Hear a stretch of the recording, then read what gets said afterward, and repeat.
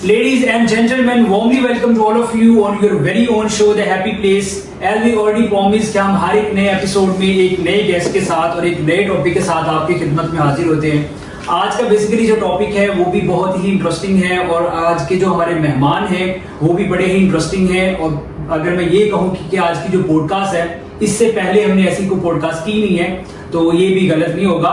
तो आज बेसिकली जो हमारा टॉपिक है जिसमें हम बात करने जा रहे हैं, क्योंकि आपको पता है कि आजकल का एक ग्लोबल वर्ल्ड हो चुकी है और उसमें लोग जो है वो बहुत ज़्यादा माइग्रेट और इमिग्रेट जो प्रोसेस है उसमें जा रहे हैं। और अगर हम बात करें पाकिस्तानियों की तो माशाल्लाह जो है वो अराउंड 10.9 मिलियन राइट नो जो पाकिस्तानी हैं वो ओवरसीज हैं। और उसमें जो है अगर हम बात करते हैं कि किस तरह से आप किसी भी कंट्री में इजीली मूव कर सकते हैं, वहाँ की सिटीजनशिप ले सकते हैं, क्या क्या लीगल और इजी वे हो सकते हैं, तो इस सारी चीज़ों को देखते हुए आज के बेसिकली जो हमारे मेहमान हैं अगर हम बात करें तो माशाल्लाह वो लास्ट अराउंड 5 ईयर से जो है वो तुर्की में एक रियल एस्टेट की कंपनी जो है कंसल्टेंसी जो है उसको रन कर रहे हैं। और उसमें बहुत ही इजीली वे में पाकिस्तानी जो ऑल ओवर दी ग्लोब जो है वो रहते हैं या उसके अलावा कोई भी है वो तुर्की में अगर सिटीजनशिप लेना चाहते हैं तो उसके लिए आपको गाइड भी किया जाएगा कि किस तरह से आप बड़े ही इजीली वे में एक मिनिमम इन्वेस्टमेंट करके तो आप वहाँ पे तुर्की का जो पासपोर्ट है जिसे हम कहते हैं वो आप ले सकते हैं। और फिर उसके बाद आपको पता है कि after getting the Turkish passport 113 जो कंट्रीज हैं उनमें इजीली जो है वो मूव कर सकते हैं even without taking the visa and rest of the thing.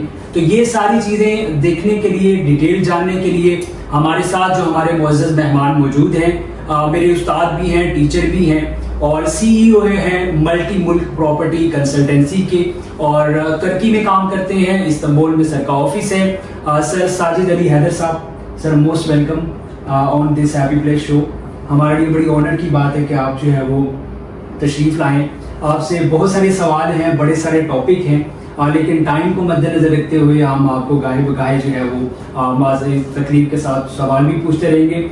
उसके साथ हमारे साथ मौजूद हैं जी तैयब अहमद साहब। तैयब कंस्ट्रक्शन कंपनी माशाल्लाह रन कर रहे हैं, लोगों को घर बना के देते हैं कि किस तरह से वो हैप्पी रहते हैं। सर से भी हम पूछेंगे कि किस तरह से क्या चैलेंजेस आते हैं, किस तरह से चीज़ें बेहतर हो सकती हैं पाकिस्तान में, क्योंकि अगर हम देखें तो पाकिस्तान में जिस तरह से पॉलिटिकल टर्मोइल है, इकोनॉमिक चैलेंजेस हैं and there are lot more things, तो उसमें किस तरह से आप अपना घर बना सकते हैं। And on the other hand आप जानते हैं माशाल्लाह सर के साथ ऑलरेडी भी हमने पॉडकास्ट भी रिकॉर्ड किया है। सर आबिद सईद खान साहब रिनाउंड ट्रेनर हैं, उस्ताद हैं, मेंटोर हैं और गाइड भी करते हैं हमें। तो सर से भी हम पूछेंगे कि किस तरह से, क्योंकि सर का माशाल्लाह यूके का भी एक्सपीरियंस है, वहाँ पे रहे भी हैं, पढ़े भी हैं, तो किस तरह से हमारी जो ओवरऑल सोसाइटी है उसमें चीज़ें बेहतर हो सकती हैं, किस कंट्री की तरफ मूव करना जो है वो इजी रहेगा। तो ये सारी चीज़ें हैं, बहुत सारे और भी सवाल हैं, तो हमारे साथ जुड़े रहिए। हम इंशाल्लाह इस चीज़ों में सारे आपके जो क्वेरीज हैं उनको एड्रेस करेंगे। तो स्टार्ट करते हैं हमारे मुअज़्ज़ज़ मेहमान साजिद अली हैदर साहब। सर कैसे हैं? सबसे पहले अल्हम्दुलिल्लाह। सबसे पहले तो इरफान भाई आपका बहुत शुक्रिया सर कि आपने टाइम दिया और सोशल मीडिया प्लेटफॉर्म के ऊपर ये अपॉर्चुनिटी दी कि हम इस सारे प्रोसेस के बारे में लोगों को एजुकेट कर सकें, उन्हें बता सकें। बहुत सारे क्वेश्चंस हैं लोगों के आप पूछना चाहते हैं, तो आपके तवज्जुह से जो है वो लोगों को एक अच्छी जो है वो डिबेट, कन्वर्सेशन और इंफॉर्मेशन जो है वो शेयर हो जाएगी। It's really honour for us कि आपने स्पेशली, आई नो कि आप बड़े ही शॉर्ट जो है वो ट्रिप पे पाकिस्तान में मौजूद हैं और आपने हमें टाइम दिया है। और इवन कि आज संडे है बाय द वे, तो आपको पता है संडे जो है वो बिल्कुल फ्री होता है, फैमिली बच्चों का टाइम। तो आई रियली ऑनर्ड कि माशाल्लाह हमारे सारे मेहमान यहाँ पे मौजूद हैं। तो सर सबसे पहले तो इससे बेहतर आई रियली वांट कि सर प्लीज़ आप भी इस चीज़ को स्टार्ट कीजिए ऑफिशियली और फिर इंशाल्लाह हम आगे मूव करते हैं। जो आज का हमारा टॉपिक है उस तरफ इंशाल्लाह हम जाते हैं। बहुत शुक्रिया Irfan, I am really excited to discuss the aspects. और माशाल्लाह साजिद साहब हैं, तो साजिद साहब से ही हम लोग ये जानना चाहेंगे कि चूँकि जो तुर्की है वो तो एक तरह से यूरोप का गेटवे है जी, exactly। तो आप हमें ये बताइए कि आपको कैसा लगा वहाँ पे, एक तरफ यूं ब्रिज क्रॉस करें तो यूरोप है और दूसरी तरफ एशिया है, तो वहाँ पे आपको जाकर कैसा लगा, कैसा एक्सपीरियंस है और कैसे लोग हैं वहाँ पे? सर बहुत शुक्रिया आपका और बड़ा ही आपने जो है वो इंटरेस्टिंग क्वेश्चन सबसे पहले स्टार्ट ले लिया, ऊपर से जो है खान साहब के शो का नाम हैप्पी शो है, तो ये क्वेश्चन जो है ये भी हैप्पी करने वाला है, क्योंकि मेरी वो जो इनर फीलिंग्स है ना, मैं हमेशा जो है वो दोस्तों को कहता हूँ कि जब भी मैं ग्लोबली ट्रैवल करता हूँ और वापस टर्की आता हूँ, तो टर्की पे मेरा ईमान और मजबूत हो जाता है। अच्छा, यानी आप दुनिया में कहीं पे भी घूमते हैं, कहीं पे वेदर का इशू है, कहीं पे हलाल फूड का इशू है, कहीं पे आपको कल्चरल डिफरेंसेस हैं, तो टर्की एक ऐसी प्लेस है, मतलब मेरे लिए तो एटलीस्ट ये है, ये मेरी फीलिंग्स हैं, मतलब दूसरे क्या सोचते हैं सारी बात है, हर एक का अपना अपना एक्सपीरियंस होता है। तो टर्की एक ऐसा जो है वो कंट्री है जहाँ पे ये सारी चीजें आपको इकट्ठी जो है वो मिल रही हैं। ठीक है। ये तो एक वो है जो आपकी फीलिंग्स है, आपकी मोहब्बत है, मेरी मोहब्बत है टर्की के साथ, लेकिन मैं ये समझता हूँ कि अल्लाह पाक आपको जिस जगह से रिस्क दे रहे हैं ना, वो सबसे ज्यादा आपके लिए आइडियल होती है, क्योंकि अल्टीमेटली तो सारा फिनांस के गिर्द ही घूम रहा है। तो अल्लाह पाक ने मुझे ये अल्लाह पाक की रहमत है कि अल्लाह रिस्क भी वहाँ से दे रहा है, और फिर टर्की जो है वो रहने के लिए, खाने के लिए, मौसम एंजॉय करने के लिए भी बहुत अच्छा है। तो मतलब ये बहुत ही एक आइडियल जगह है। जहाँ तक बात है वो कॉन्टिनेंट्स की कि एशियन और यूरोपियन, तो मैं लकीली जो है वो 1 साल एशियन जो है साइड इस्तांबुल की, उसमें रहता रहा हूँ, तो रोज ब्रिज क्रॉस करता था। ऑफिस यूरोपियन साइड पे था और घर जो है वो एशियन साइड पे था, तो रोज बॉस्फोरस ब्रिज जो है वो क्रॉस करते थे। तो उस वक्त ज्यादा शुक्र अदा करते थे कि अल्लाह पाक ये बॉस्फोरस देखने के लिए दुनिया तशरीफ लेके आती है यहाँ पे, और हम रोज जो है वो यहाँ से गुजर रहे हैं और देख रहे हैं।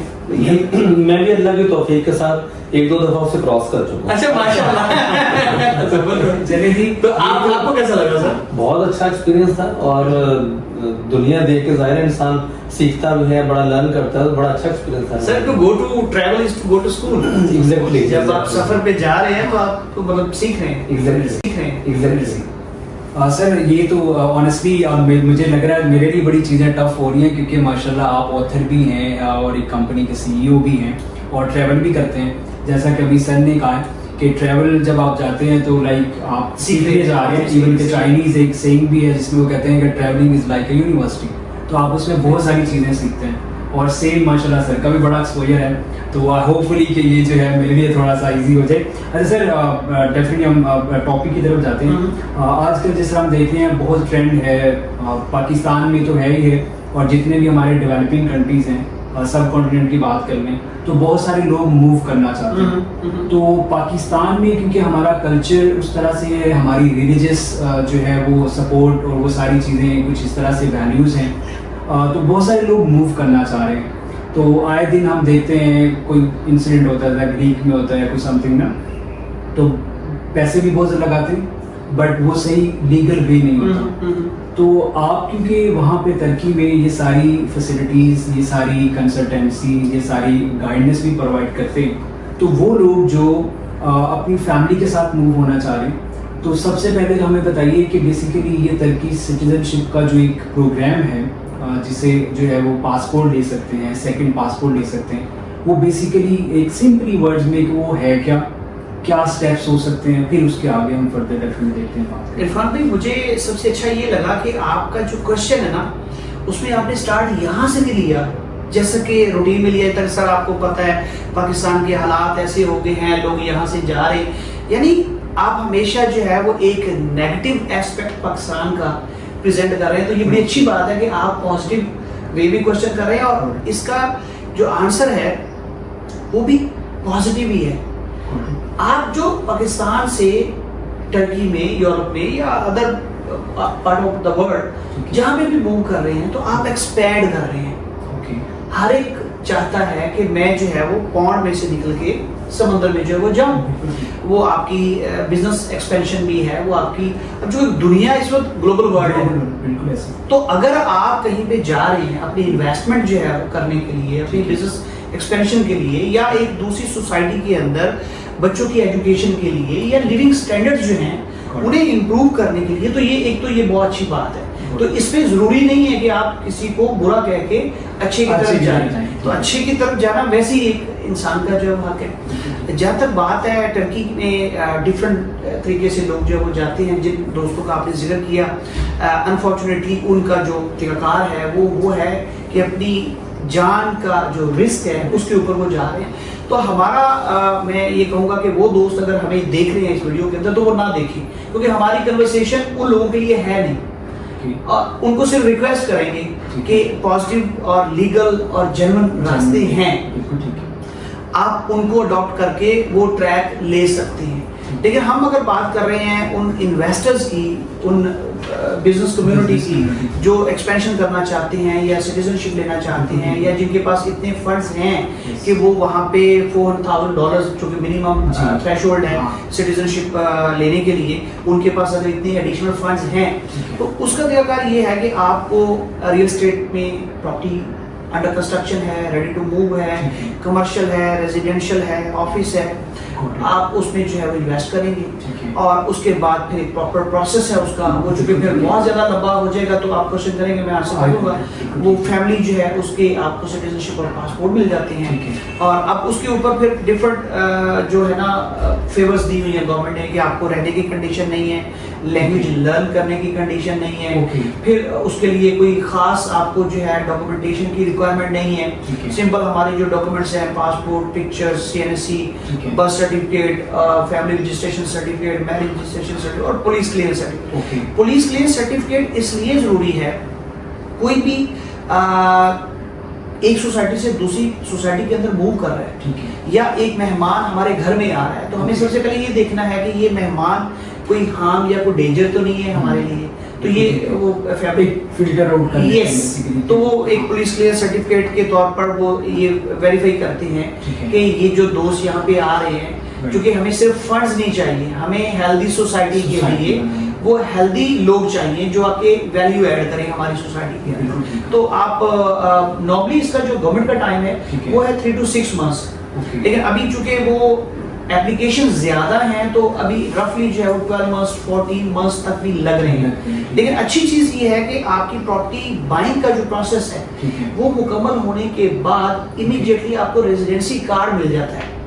उस रेजिडेंसी कार्ड के ऊपर आप वहाँ पे रह सकते हैं, बच्चे एजुकेशन ले सकते हैं, हेल्थ फैसिलिटीज सारी ले सकते हैं, या अगर आप ट्रैवल करना चाहते हैं तो कर रहे हैं, लेकिन आपको यूज पासपोर्ट अपना जो है वो नेटिव ही करना पड़ेगा। जब आपकी सिटीजनशिप अप्रूव हो गई, अब ये एक बहुत अच्छी चीज है कि आपके पास वही राइट्स है जो एक बॉर्न तुर्क के पास है। Even you can cast your vote.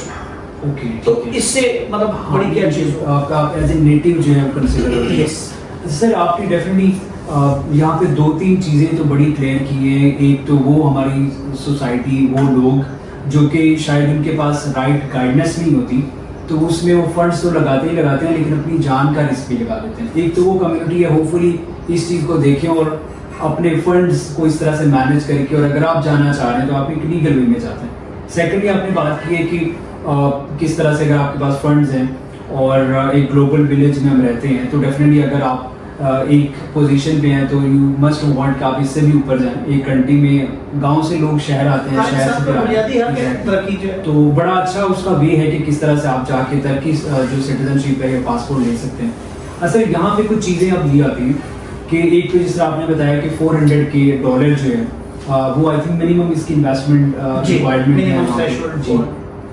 अब इसको अगर हम लेके जाते हैं तो और भी बहुत सारे ऐसे कंट्रीज हैं जिनमें बहुत सारी अगर हम कहें कि उन्होंने भी इस तरह की पॉलिसी रिक्वायर्ड निकाली हैं चीज़ें कि अगर आप वहाँ पे जाते हैं तो आपको कोई गोल्डन वीज़ा मिलता है। अगर हम दुबई की बात करते हैं तो अराउंड 2 मिलियन दिरहम जो है AD उसके वो ऑफर कर रहे होते हैं, तो ऑलमोस्ट 550,000। हाँ, वो एग्जैक्टली ये बनता है, मीन के हाफ बन जाता है। तो अब इसमें कुछ चीज़ें ये है कि ये तो उन लोगों के लिए जो कि फंड जो है वो अफोर्ड कर सकते हैं, तो क्या इसके अलावा भी कुछ रियल एस्टेट में इस तरह का ऑप्शन है कि आप उसको कुछ परसेंटेज डाउन पेमेंट करें, फिर उसके बाद आप पर मंथ या कुछ क्वार्टरली या कुछ आपकी बुलेट्स पेमेंट होती हैं, तो उसके थ्रू आप इस प्रोसेस में आ सकें ताकि आप भी जो है उस लाइन में वो जो एक विश लिस्ट है उसको फुलफिल कर सकें। अच्छा, इसमें होता ये है कि हमेशा जो है वो डेस्टिनेशन को देखते हुए रास्ते का तयन होता है। बिल्कुल ठीक। डेस्टिनेशन जो है ना आपकी, ठीक है, जो अचीवमेंट है वो है सिटीजनशिप एंड पासपोर्ट। यस,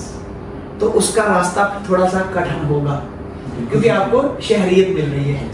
इधर जो है जो आप जिनका जिक्र कर रहे हैं, ठीक है, उधर आपको वीजा मिल रहा है।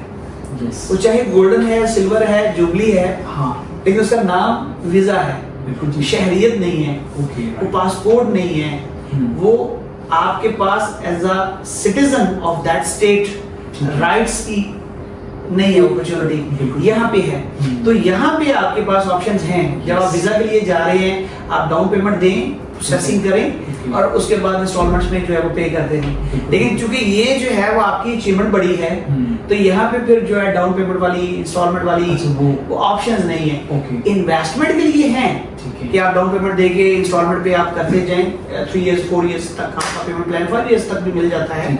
लेकिन तब तक जब तक आपकी मिनिमम इन्वेस्टमेंट $4,000 नहीं होती, तब तक आप you are not eligible to apply for citizenship. वो आपके तभी होना है। यहाँ पे ऑप्शन है। हाँ, क्योंकि यहाँ एक्चुअली यहाँ क्या वही बात है, सही मैं आपकी बात कट कर रहा हूँ, आपने बड़ा क्लियर किया कि यहाँ पे आपको एक सिर्फ एंट्री के लिए आपको पास कहने के पास मिलेगा कि आप रह सकते हैं, हाँ वो 5 साल के लिए, 2 साल के लिए या 10 साल के लिए। वीजा में जो है वो आपका जो स्टेट है, जो गवर्नमेंट है उस कंट्री का, जिसका उनका राइट है कि आपको किसी टाइम पे भी एंट्री, हाँ जो कि अभी हुआ भी हुआ है, बंद कर दें। एग्जैक्टली। इवन आपके पास वीजा है भी, हाँ, वो तो दे ही ना रहे थे, अगर है भी तो फिर भी इमिग्रेशन की अथॉरिटी है कि वो आपको अपने मुल्क में एंटर ना होने दें। लेकिन आप किसी मुल्क के शहरी हैं तो वो स्टेट आपको ये नहीं कह सकती कि भाई मेरे मुल्क से मुल्क बदल हो जाओ। बिल्कुल ऐसे, ऑफ कोर्स। तो ये एक मेजर, क्योंकि वो ऐसे एक क्या कहते हैं, जो अगर हम इंटरनेशनल ह्यूमन राइट्स चार्टर की बात करें तो उसमें तो डेफिनेटली ये चीज़ है कि आप नहीं निकाल सकते। सर इस पे आप कोई चीज़, क्योंकि आप भी माशाल्लाह यूके में भी रहे हैं तो आपका भी बड़ा एक्सपोजर इन चीज़ों के बारे में, तो आप भी इसमें कोई चीज़ ऐड करना चाहिए, सर से पूछना चाहे तो आप। हाँ, बल्कि ये जो भी आपने सर बात की है ना, मैं इसी हवाले से मेरे दिल में 2-3 नेशनल से क्वेश्चन आ रहे थे, और खासतौर पर चूंकि हम सुनने वालों की चाह रहे हैं कि उनको मैक्सिमम इंफॉर्मेशन मिले उस वजह से भी। तो सर एक तो पहले ये बताइएगा कि जब आपके पास ये स्टेटस ना हो कि आपने वहाँ पर अपनी सिटीजनशिप नहीं दी है अभी तक, तो क्या आप तब भी वहाँ पे इन्वेस्ट कर सकते हैं? एग्जैक्टली, कोई भी इंटरनेशनल जो इन्वेस्टर है वो एज अ फॉरेनर इन्वेस्ट कर सकते, और वो फ्री होल्ड और वो जो लीज होल्ड वाली प्रॉपर्टीज का वो वहाँ पे है नहीं, आपकी सोल ऑनरशिप है। एज अ फॉरेनर भी अगर आप इन्वेस्टमेंट कर रहे हैं तो आप उसके जो है वो ऑनर है। ठीक है। और दूसरी चीज़ ये कि जैसे हमारे यहाँ या दुनिया में कई और जगहों पर ये होता है कि ये, बल्कि आपने इसमें जवाब ये दे ही दिया कि once you buy the property तो उसके बाद इस बात का रिस्क किस हद तक मौजूद है कि जो आपने एक चीज़ खरीदी थी, यहाँ पर जैसे पाकिस्तान में प्लॉट्स पे कब्जा हो जाता है। सर आप इस आप इसमें बताइएगा कि क्या, बल्कि क्वेश्चन मेरे ज़हन में भी आ रहा था। पाकिस्तान में तो जी अगर प्रॉपर्टी पे कोई बंदा कब्जा कर लेता है तो डेफिनेटली बहुत मुश्किलात पेश आती हैं उस बंदे को जिसकी एक्चुअल प्रॉपर्टी होती है, और यहाँ का जो प्रोसेस है वो भी काफ़ी लंबा है। तो क्या हम बात करें टर्की की, वहाँ पे अगर खुदा ना खास्ता ऐसा कोई मामला हो जाता है तो क्या वहाँ पे इंसाफ फौरन मिल जाता है या वहाँ पे भी फिर चीज़ें जो है वो लिंगोराम होती जाती है? ऐसे इसमें जो एक ऑनेस्ट ओपिनियन है, जब मेरे इन्वेस्टर्स मेरे पास आते हैं और मुझे वो ये क्वेश्चन इस तरह का या इससे मिलता जुलता करते हैं, तो मैं उन्हें हमेशा एक बात कहता हूँ कि यार आप अपने माइंड के अंदर यूरोप और यूरोप के जो स्टैंडर्ड्स हैं वो लेके ना आइए। टर्की सेकंड वर्ड है, फर्स्ट वर्ड नहीं है। लेकिन टर्की अनफॉर्चुनेटली और फॉर्चुनेटली पाकिस्तान और जो फर्स्ट वर्ल्ड हैं उनके दरमियान की चीज है। तो आपको आई थिंक कि उसका आंसर जो है वो मिल गया। लेकिन यानी एक्सेप्शंस आर ऑलवेज देयर। वो महज़ब जो मुआशरे हैं उनमें भी ये चीजें रिपोर्ट होती हैं, मतलब आप इन चीजों से तो ये नहीं कह सकते कि नहीं ऐसा है ही नहीं। तो दुनिया के अंदर तो जो है वो ये कोई ऐसा खित्ता, कोई ऐसी जगह नहीं है कि जहाँ पे इस तरह की जो रिपोर्ट्स नहीं आती। लेकिन अब हमने देखना ये है कि उसकी परसेंटेज कितनी है जी, ये इंपॉर्टेंट है। तो परसेंटेज उसकी बहुत कम है।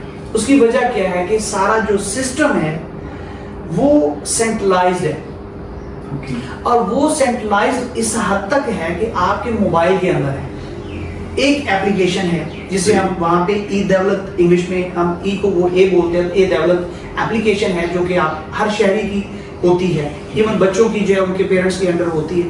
तो उसमें आपकी जितनी भी रोज़मर्रा ज़िंदगी के मैटर्स हैं रिलेटेड टू गवर्नमेंट हैं, रिलेटेड टू फैमिली हैं, जैसे बैंक्स हैं, आपकी हेल्थ है, एजुकेशन है, आपकी कोई एसेट्स हैं, प्रॉपर्टी, गाड़ी, घर, सारा ये सारा कुछ उसके अंदर रजिस्टर्ड है। ठीक। इवन आपका करेक्टर सर्टिफिकेट है, आपका ट्रैवल है, आप कितनी बार कंट्री में आए, कितनी बार गए, मतलब whatever you think, everything they put it into one application, and that application is already installed in your mobile phone. It means you have access to check it anytime.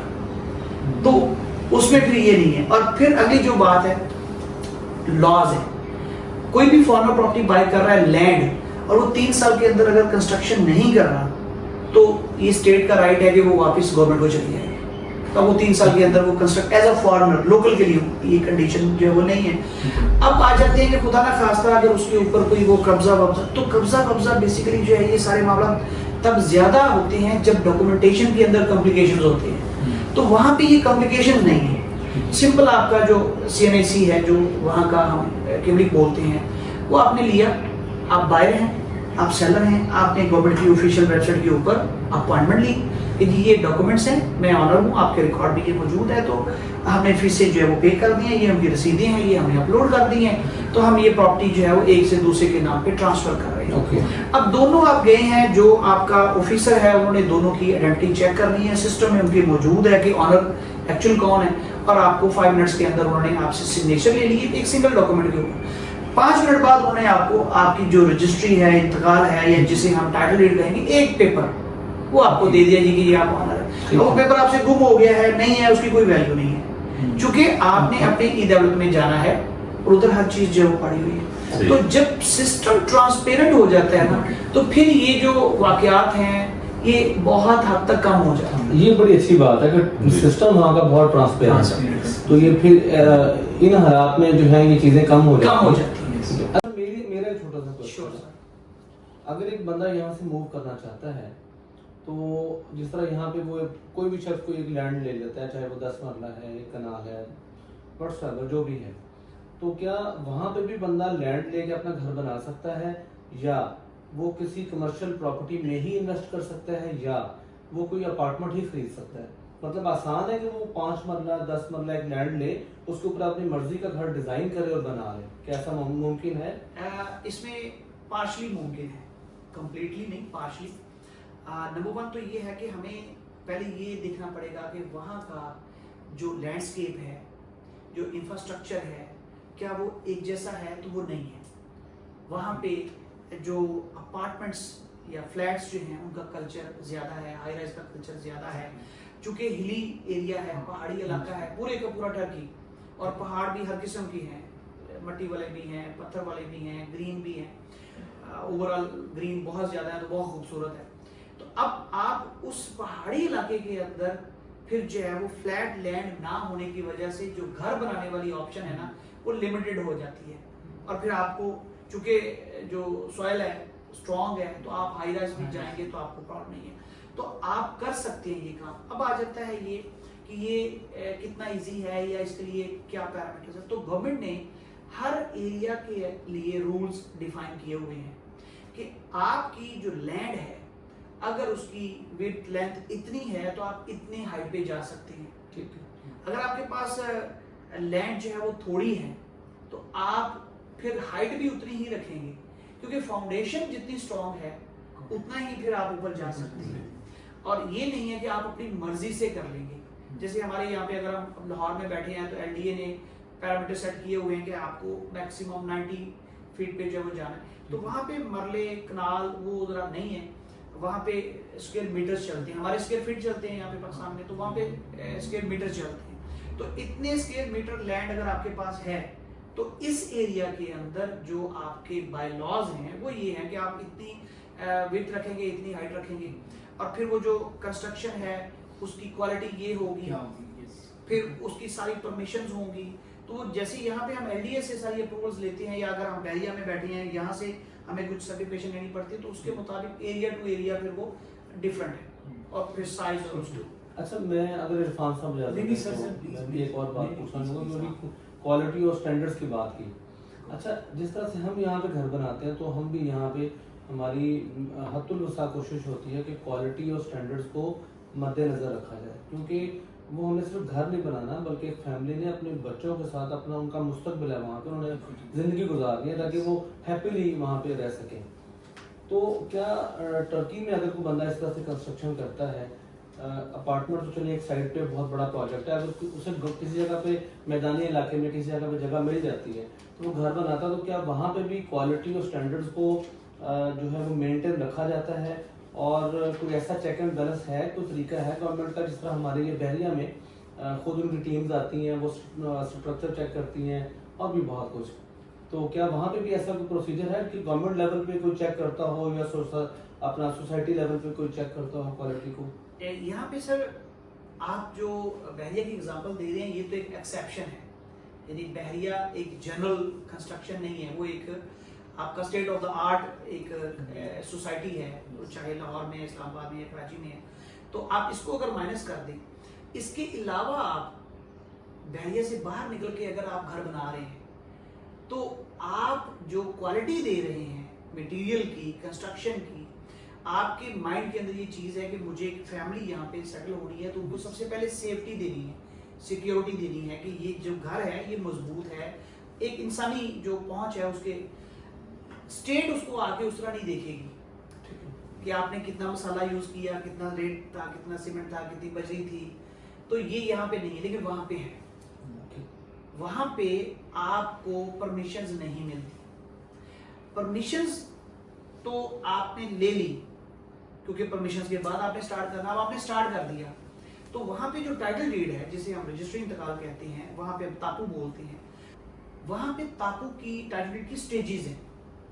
आपकी पहले जो है वो प्रॉपर्टी बनी हुई है, उसकी बिल्डिंग एज पूरी हो गई है, 40 इयर्स है, 45 इयर्स है, आपको डिमोलिश करना है। डिमोलिश करने के बाद अब जब वो बिल्डिंग रेडी थी तो टाइटल डीड था आपका रहने वाला कि अब आप इसके अंदर रह सकते हैं। डिमोलिश हो गई है तो वो टाइटल डीड ऑटोमेटिकली सिस्टम के अंदर चेंज हो गया, वो लैंड में कन्वर्ट हो गया। अब आपने उसकी कंस्ट्रक्शन की है तो कंस्ट्रक्शन अगर आपकी 30% 40% हो गई है तो टाइटल डीड का स्टेटस आपका जो है वो चेंज हो गया। अब आपकी बिल्डिंग मुकम्मल रेडी हो गई है तो टाइटल डीड का स्टेटस चेंज होके अभी इस स्टेज में नहीं आया कि जिसके अंदर गवर्नमेंट ने आपको अलाउ कर दिया है कि आप इस पे रह सकते हैं। जब आपने वो सारे पैरामीटर्स पूरे किए, इंस्पेक्शंस होगी, फिर टाइटल डीड स्टेटस चेंज होगा। तो ये डॉक्यूमेंटेशन तो एक छोटी चीज रह जाती है, आपकी प्रॉपर्टी की जो टाइटल डीड है, जो आपका इंतकाल है, ऑनरशिप जो है, वही आपकी जो है वो उसके मुताबिक जो पैरामीटर्स हैं फॉलो करने के बाद मिलती है। लेकिन अब आ जाते हैं फिर वही जो हमने पहले आपने क्वेश्चन कहा था, exceptions are always there. Exactly वहां पे बेसिकली होता है टाइटल डीड हमारा जिसे हम बोलते हैं कात इत्तफाक। कात का मतलब होता है फ्लोर। फ्लोर एक आपकी जो है कि ये प्रॉपर्टी कंस्ट्रक्शन हो गई है, लैंड नहीं है, ये कंस्ट्रक्शन है, रेजिडेंशियल है या ऑफिस है। तो अब आपको जो है वो गवर्नमेंट को ये प्रूव करना है कि मैंने सारी कर दी। अब उसके बाद जो है आपका कात मुल्कियत, वो जो अरबी का हमारा वर्ड मलकियत जो है, ऑनरशिप, तो उसमें फिर आप इंडिविजुअल जो है वो उसके बनते हैं ऑनर। अब जो डेवलपर है, डेवलपर जब तक सिविल इंजीनियर रजिस्टर्ड नहीं है वो कंस्ट्रक्शन ही नहीं कर सकता, वो कंपनी ही रजिस्टर नहीं करवा सकता, वो कंस्ट्रक्शन ही नहीं कर सकता। और अगर ये सारी चीजें पूरी कर दी आपने, एक जो प्रोजेक्ट था वो डिलीवर कर दिया, इधर it is a small apartment और बिग प्रोजेक्ट, तो आपने वो कर दिया। जब तक आपने पिछली बिल्डिंग का काम मुकम्मल नहीं किया, आपको अगली बिल्डिंग वो कंस्ट्रक्शन कंपनी स्टार्ट नहीं कर सकती। डॉक्यूमेंटेशन उसकी स्टार्ट हो गई है, लेकिन वो सर्टन जो उसके रूल्स थे उसको फुलफिल करने के बाद फिर दूसरे को जो करना। ठीक है। लेकिन अब आ जाते हैं हम अल्टीमेटली उसी बात के ऊपर कि आप एक प्राइवेट अपना जो है वो बना रहे हैं या किसी से बनवा रहे हैं, तो उसमें अगर आप 18, 20, 19, 20 कर रहे हैं तो ऑब्वियसली वो चल भी जाता है। ठीक है। नहीं सर, डेफिनेटली आपने बड़े वो पॉइंट्स पूछे हैं जो कि हमें कंपैरिजन करने में आसानी होती है। सबका कंस्ट्रक्शन का हाँ, बिजनेस है exactly. तो उनका जारी बात है, फिर टेक्निकल क्वेश्चन ही बनता है। एग्जैक्टली। नहीं आपने sir, I really want to say thanks, क्योंकि ये चीजें होती हैं जो कि एक जनरल हमारा एक्सपीरियंस एक्सपोजर वैसा नहीं होता जो कि ऑन ग्राउंड जो आप काम कर रहे होते हैं। मैं यहाँ पे विद ऑल ड्यू रिस्पेक्ट एक बात और भी हाँ, सवाल करता जो कि please. देखिए, जब आप इन्वेस्टर के तौर पर पैसा लगा रहे हैं ना, तो सबसे पहले आपको ये सेफ्टी सिक्योरिटी, अनफॉर्चुनेटली किसी क्लाइंट ने मुझसे नहीं पूछा कि ये जो कंस्ट्रक्शन का, हाँ मैं अपने तौर पे बता देता हूँ, वो एक मेरी अलग चीज़ है, लेकिन जब आप पैसा लगा रहे हैं तो आपको पूछना चाहिए कि ये जो डेवलपर है इनका प्रोफाइल क्या है, इन्होंने कितने प्रोजेक्ट डिलीवर किए हैं, जो लोग उन प्रोजेक्ट्स के अंदर रह रहे हैं वो इनसे कितने सेटिस्फाइड है। तो वो सारी चीजें जो है लोग नहीं पूछते, हालांकि ये जरूरी है। बहुत जरूरी है। आपका बड़ा अच्छा क्वेश्चन है सर। सर मैं इसी चीज़ से ना क्योंकि आपने अभी डेवलपमेंट की बात की, इन्वेस्टमेंट की बात की है, तो क्योंकि अगर हम सिटीजनशिप को साइड पे रखते हैं जी। अब हम एक रियल स्टेट जो ग्लोबल रियल स्टेट मार्केट है उसमें एज ए मैं एक सवाल आपसे ही करना चाह रहा हूँ, क्योंकि दुबई में भी देखते हैं थोड़ा बहुत हमने भी वहाँ पे एक्सपीरियंस एक्सपोजर किया रियल स्टेट में, कि वहाँ पे इन्वेस्टमेंट के बाद जो आपका ROI है वो रेंटल में हो या आपका जब आप फ्लिप करते हैं तब हो या आपने एज ए इन्वेस्टर लिया या एंड यूज़र लिया हुआ है, तो वो एज़ कम्पेयर टू पाकिस्तान कदरे बेहतर है।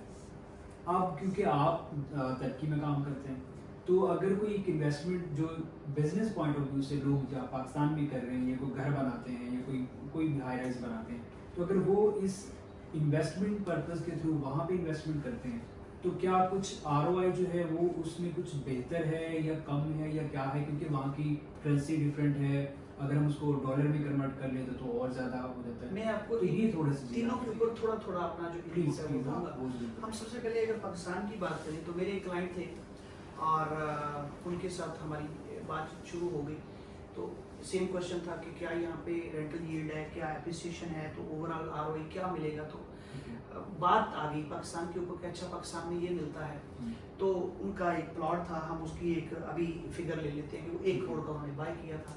तो कहते जी अभी देखिए मतलब 3 साल गुजर गए हैं तो अब ये 2 करोड़ का हो गया, तो मैंने 1 करोड़ जो है उसमें से 100% जो है वो प्रॉफिट ले लिया।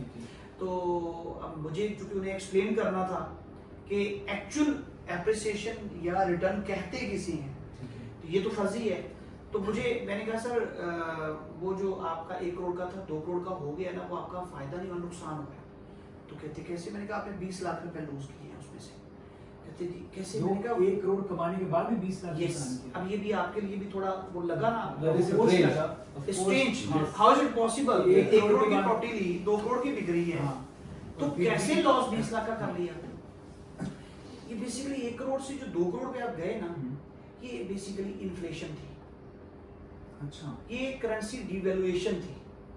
ओके अब इसको अगर मैं उनका अगर एग्जांपल देकर समझाऊं, मैंने उन्हें कहा कि जी देखिए आपकी जो प्रॉपर्टी थी ना, ठीक है अगर आप डॉलर के अगेंस्ट करेंसी डिवैल्यू हो रही है ना, ये वैल्यू Yes. गेन कर रही है, उस वक्त अगर डॉलर था आपका 150 का अगेंस्ट PKR, ठीक है तो आपका वो 1 करोड़ का आ गया। आज डॉलर के अगेंस्ट PKR है 300। 300 ठीक है एग्जांपल दे रहा हूँ, वैसे चले Exactly. 278 का है या 280 का है, हाँ, हम इसको 280 लेके चलते ठीक हैं। है तो डॉलर के अगेंस्ट तो वो आज भी उतने का ही है, इतने गई लेकिन आपकी करेंसी उससे भी डिवैल्यू हुई है। अब मैं उन्हें एक्सप्लेन कर रहा हूँ, उन्हें नहीं समझ आ रही, मैंने एग्जांपल दी सर उस वक्त टोयोटा कोरोला कितने की मिलती थी, उन्होंने कहा जी वो मिलती थी 30 लाख की। तो मैंने कहा इसका मतलब है 3 टोयोटा कोरोला की अमाउंट में आपने वो खरीदा। आज टोयोटा कोरोला कितने की है? उन्होंने कहा आज है 50 लाख की। तो मैंने कहा आज सर कितनी आएगी 2 करोड़ में? कहते जी वो 4 आएंगी। अच्छा अब ये भी एग्जांपल उन्हें समझ नहीं आई, तो आखिरी एक चीज थी, मैंने कहा सर आप ऐसा करें, आप ये 2 करोड़ की प्रॉपर्टी जो प्लॉट है इसको बेच के 1 करोड़ जो प्रॉफिट है उसे रखे पॉकेट में या रखे बैंक में, और करोड़ से जाके उसके जैसा एक और प्लॉट ले। कहते ये तो नहीं आएगा। मैंने कहा सर कितने में आएगा? कहते वो तो आएगा 2 करोड़ 20 लाख में कम से कम, या 2 करोड़ 10 में। मेरे जैसा कोई अगर हुआ शायद वो 2 करोड़ में बेच दे, इससे कम तो कोई नहीं बेचेगा। तो मैंने कहा सर प्रॉफिट कहाँ पे है? आपकी कैपिटल इन्वेस्टमेंट है ना, आपने वो की, और प्रॉफिट वो है जो कैपिटल इन्वेस्टमेंट के बाद आपके पास है। ओके ये पानी का ग्लास जो है वो आपने 5 रुपए में खरीद के 10 में बेचा, तो क्या दोबारा जब लेने के 5 का मिला? अगर तो 5 में दोबारा ले आए हैं तो 5 मुनाफा है आपका, लेकिन दोबारा भी 10 में मिल रहा है या 12 में मिल रहा है, तो आप डिवेल्प। तो पाकिस्तान के अंदर अनफॉर्चुनेटली जो इन्फ्लेशन है वो इफेक्ट करती है। अब इससे कतई मेरा मतलब ये नहीं कि टर्की में ये नहीं है, टर्की में भी है इन्फ्लेशन, मोर देन 65% हिट की है, अभी डाउन हो रही है, लेकिन हम वहां पे जो है वो डील कर रहे हैं इन टर्म ऑफ डॉलर्स। तो डॉलर में बाय कर रहे हैं, डॉलर में बेच रहे हैं। तो जो एप्रिसिएशन की बात हम करते हैं वो हम करते हैं डॉलर्स में, और वो जो परसेंटेज है हम ये नहीं, वहां पे ये नहीं कहते कि आपको इतने जो लीरा हैं वो रेंट आएगा मंथली या एनुअली, हम कहते हैं परसेंटेज। तो परसेंटेज में फिर आपकी $1 लाख की इन्वेस्टमेंट है तो उसकी आपकी परसेंटेज आ जाएगी। और वो है वहां पे 4 to 4.5%। ये आप जो है एप्रिसिएशन की बात करें, मैं ये रेंटल यील्ड की अच्छा, बात रेंटल कर यील्ड की बात कर रहे हैं। आपकी $1 लाख की प्रॉपर्टी आपने बाय की है तो सालाना आपको $4,000 से $5,000 उसका अब उसको मंथली आप जो है वो कर लीजिए। ठीक है, गॉट इट। ठीक है जी। अब इसी तरह $4,00,000 चूंकि थ्रेशोल्ड है सिटीजनशिप का, तो आपने उसका जो ROI है वो अगर 4% भी लगा लें ठीक है। तो $16,000 है। ठीक है, अच्छा, इसको सादा अल्फाज में अगर आप देखें तो ये जो है ना वो हाफ होता है जो पाकिस्तान के अंदर 1 करोड़ की प्रॉपर्टी है ना आपकी, ठीक है, तो उसका 50,000 रेंट आएगा। Got it. एक करेंसी डिवैल्यू कर लें यानी करोड़ को वो करके लाख उससे 1,000 पे आई थिंक इससे भी कम आएगा जिस तरह से ये नॉर्मल चलता है यहाँ। तकरीबन 45 और Exactly. मतलब 50 और 52 ये रहे। तो ये जो है इसमें टर्की और पाकिस्तान दोनों सेम है। ठीक है। अब दुबई की आपने बात की थी, हाँ। तो दुबई इसमें बेहतर है। दुबई के अंदर चूंकि टूरिज्म बहुत ज्यादा है, एक ऐसा ग्लोबल सिटी है कि हाँ, पूरी exactly. दुनिया आ रही है, तो वहां पे आपकी जो प्रॉपर्टी मैनेजमेंट, अब आप तो नहीं वहां पे रह रहे तो आपने किसी कंपनी को दे रहे हैं, Yes. तो जो आपकी नेट इनकम है ना वो 7% आ जाती है। ठीक है। रियल्टर जो है, रियल्टर वो कहता है कि 8%, 10%, 12% 12-13 तक भी जाते हैं। जाते हैं, हाँ, लेकिन जो एक फैक्चुअल फिगर है ना वो आपका 7 to 8% है, तो ठीक है। वो वहां पे बेहतर है। Got it. हाँ, उसकी रीजन जो आपने ये 4% आप ले लीजिए दोनों पाकिस्तान टर्की में, और वो 7-8% डबल है। ठीक है। अब आ जाते हैं एप्रिसिएशन। एप्रिसिएशन का मतलब है कि आपकी वो प्रॉपर्टी वैल्यू कितनी गेन कर रही है। ठीक है, तो वो जो है पाकिस्तान के अंदर अनफॉर्चुनेटली डिवैल्यू हो रही है, टर्की के अंदर अगर लीरा में डील कर रहे हैं तो वो डिवैल्यू हो रही है, जो कि बाय लॉ टर्की के अंदर कोई भी कॉन्ट्रैक्ट आप फॉरेन करेंसी के अंदर नहीं कर सकते। यानी बाय करने के लिए आपको डॉलर में बाय करना है, सेल करने के लिए या रेंट करने के लिए आप प्रॉपर्टी डॉलर, यूरो में, पाउंड में नहीं कर सकते। वो आपको लोकल अभी रिसेंटली उन्होंने जो है वो एक बिल पास किया जिसमें आप अब रेंटल जो है वो भी डॉलर में कर सकते हैं, और अगर आप फॉरेनर हैं तो वहां पे जो आपकी सेलिंग है वो भी आप डॉलर में करते हैं। लेकिन इसके बावजूद जो लोकल भी है ओके, वो डॉलर में नहीं बेच सकता, लेकिन वो डील डॉलर में ही करता है, उसके अगेंस्ट लीरा ले लेगा, ट्रांजैक्शन लीरा में हो जाएगी, लेकिन जो आपकी प्राइसिंग है वो डॉलर में हो रही है। Okay. तो वो वहां पे जो है अगर आप जाते हैं रेडी टू मूव प्रॉपर्टी में तो in term of dollars 15% per annum है। ठीक है। अगर आप जाते हैं अंडर कंस्ट्रक्शन में construction। तो फिर आपका 5% जो रेंटल था वो उधर ऐड हो जाता है, वो 20% बन जाता है। ओके, अब ये जो आपका आ गया दुबई का, तो ठीक है। वहां पे आपकी एप्रिसिएशन जो है वो हो सकती है 5%, 10%, 12%, सम केसेस के अंदर वो 20-30% भी होती है। लेकिन अब इन सारी जो सिचुएशंस हैं उनके बाद एक चीज बहुत इंपॉर्टेंट है, वो है आपकी कैपिटल इन्वेस्टमेंट सिक्योरिटी, कि जो पैसा आपने लगाया है, मुनाफा तो बाद की बात है, जो लगाया है हाँ, वो कितना सेफ है। बिल्कुल। ये तो चीज़। अब वहां पे जो रूल्स एंड रेगुलेशंस है दुबई के अंदर वो इतने स्ट्रांग हैं, इतने सिक्योर कि आपको वो डाउट नहीं है कि मेरे साथ कोई स्कैम कोई हाँ, बिल्कुल ऐसे। लेकिन वो मार्केट जो चल रही है वो 95% इंटरनेशनल इन्वेस्टर की बेस पे चल रही है। बिल्कुल ऐसे। तो खुदा ना खास्ता कोई गॉड फॉरबिड्स कोई छोटा मोटा प्रॉब्लम आता है या वो अल्लाह ना करे बड़ा आता है, तो इंटरनेशनल इन्वेस्टर निकलता है तो मार्केट कहाँ चली जाती है। और ये प्रैक्टिकली ये तीन हुआ, बार हाँ, हो चुके हैं। 2018 में, हाँ। फिर उसके बाद जो है पेंडेमिक। हो चुके तो ये जो आपकी कैपिटल इन्वेस्टमेंट की सिक्योरिटी है ना, ये टर्की के अंदर बहुत ज्यादा है। ओके, वो दुबई के मुताबिक ठीक है, रिवर्स है, वहां पे 95% जो आपका इन्वेस्टर है वो इंटरनेशनल है, ठीक है। यहाँ पे 95% इवन मोर देन 95% वो- इन्वेस्टर लोकल है। ओके, तो लोकल खुदा ना खास्ता उसकी नीड है, रोटी कपड़ा और मकान आप तो माशाल्लाह बना रहे हैं, हाँ, तो ये अजल से है और अब तक रहना है, ऐसे ही। इसका कोई मुतबादल नहीं है। शेल्टर हर एक को घर चाहिए, चाहे वो टेंट वाले घर में रहे, लेकिन रहना तो है ना। तो इसलिए जो लोकल है वो 95% बाहर है, तो खुदा ना खास्ता मार्केट उतनी फ्लक्चुएट नहीं करेगी जितनी कि इंटरनेशनली